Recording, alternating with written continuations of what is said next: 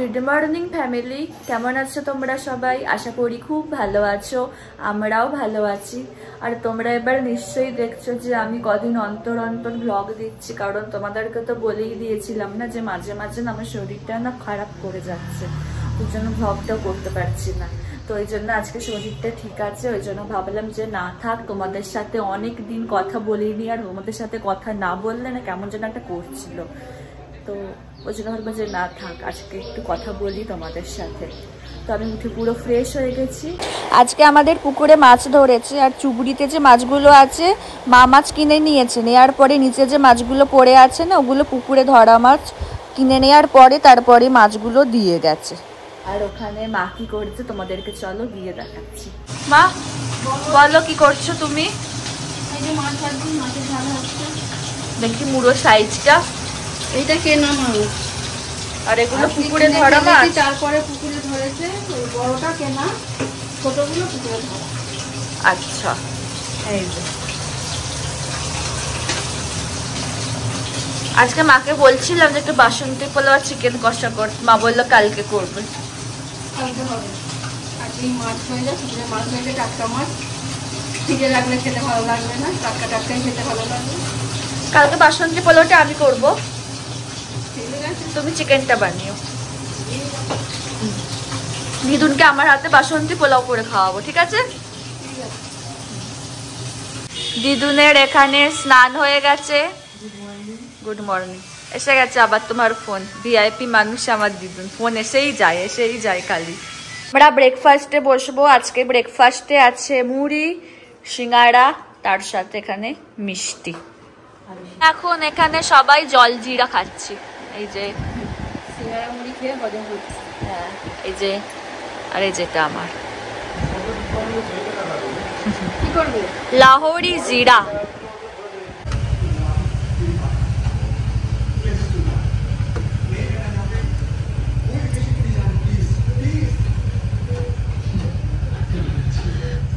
আমাদের পাড়াতে দুর্গা ঠাকুর চলে এলো। ফোকাসটা নিতে একটু অসুবিধা হয়েছে, তাও যতটা দেখাতে পেরেছি দেখালাম। বেশ খুব এক্সাইটেড থাকতাম, বেশ আসতো পুরো পুজো পুজো, আর তখন থেকে ওটাতেই মনে পড়াশোনা এবার বন্ধ হয়ে যাবে, ছুটি, স্কুল ছুটি, এরকম লাগতো, হেভি লাগতো। লাঞ্চে বসে গেছি। আজকে লাঞ্চে আছে ভাত, কচু শাক, ছোলা নারকেল দিয়ে কচু শাক, ঝিঙে আলু পোস্ত, ওখানে আছে মাছের ঝাল, আর এখানে আছে পোস্ত দিয়ে মাছের ঝাল, আর এখানে আছে আমের চাটনি। এটা হচ্ছে পায়ের এত ব্যথা করছে সবার, ওই জন্য বাবা এখানে একটা ফুট ম্যাসেঞ্জার নিয়েছে। তো এই মাত্র দিয়ে গেল, মা ওটাকে আনবক্স করছে।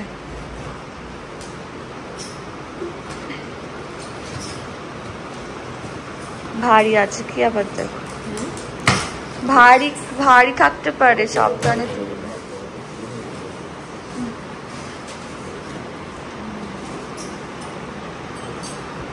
এই যে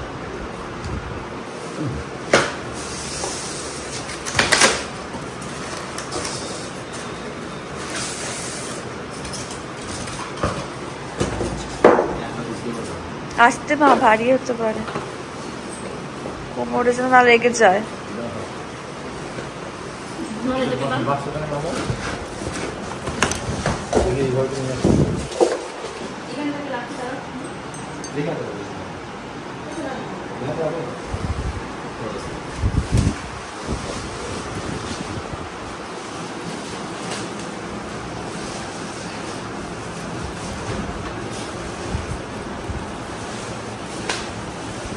এই যে এবার যত পারবে আরাম দেবে।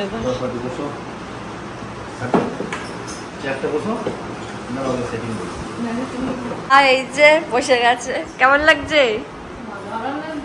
ভালো লাগছে।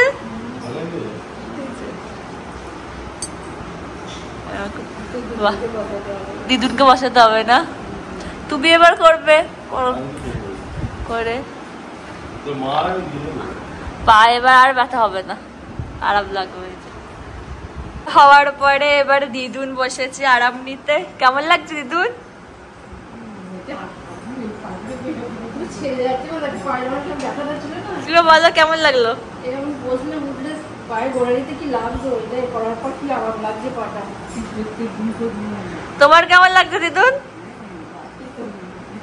চুরচুরি লাগছে কাতুকুতু। আর হচ্ছে আমার পালা। ভালো লাগছে, আরাম লাগছে। দিদুনকে কদিনকে দেখা দিদুনকে আরাম লাগছে একটু বলো। তোমার কেমন লাগলো?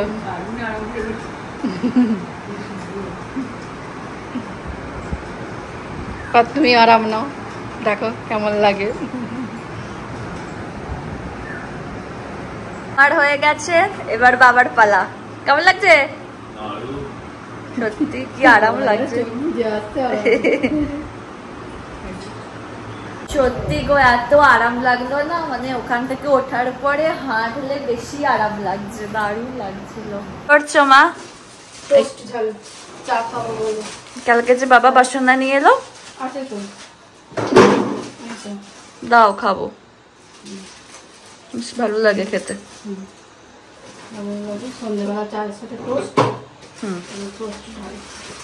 ওইটুকুনি করে বাসনা দেখো, ছোট বাসনা, কিন্তু এটা আমার ছোট বলছি, সরি ছোট, আর এটা খেতে খুব সুন্দর লাগে আমার। ঠাইমা এখানে বসে বসে কচু শাক কাটছে, এক চুবড়ি ভর্তি হয়ে গেছে, আরো অতগুলো আছে। এবার এই চুবড়িটা তো মনে ধরবে না, অত অনেকগুলোই আছে। তোমার কি হাত কুটকুট করছে নাকি গো?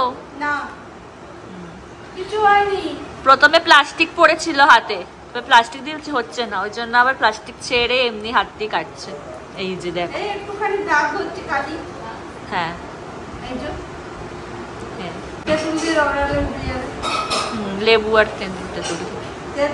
তেল গুলিয়ে কাটছি, ওই জন্য আর কিছু হবে। তোমাদের সাথে কিছুক্ষণ পরে কথা বলছি। আমরা এবার ডিনারে বসবো, তোমাদেরকে চলো ডিনারের মেনুটা একটু দেখিয়ে দিই। আজকে ডিনারে আছে রুটি, আলু মরিচ, মাছের ঝাল, মিষ্টি। এটা কি গো? আচ্ছা, মা এখানে ভাত খাবে আর আমরা সবাই রুটি খাবো এখানে। আমাদের ডিনার হয়ে গেছে, তাহলে আজকের ব্লগটা এখানে শেষ করছি। যদি আমার ভিডিওর কিছুটা হলেও তোমাদের ভালো লেগে থাকে, তাহলে অবশ্যই তোমরা আমার চ্যানেলটাকে সাবস্ক্রাইব করো আর আমার ভিডিওগুলোকে লাইক, কমেন্ট আর শেয়ার করো।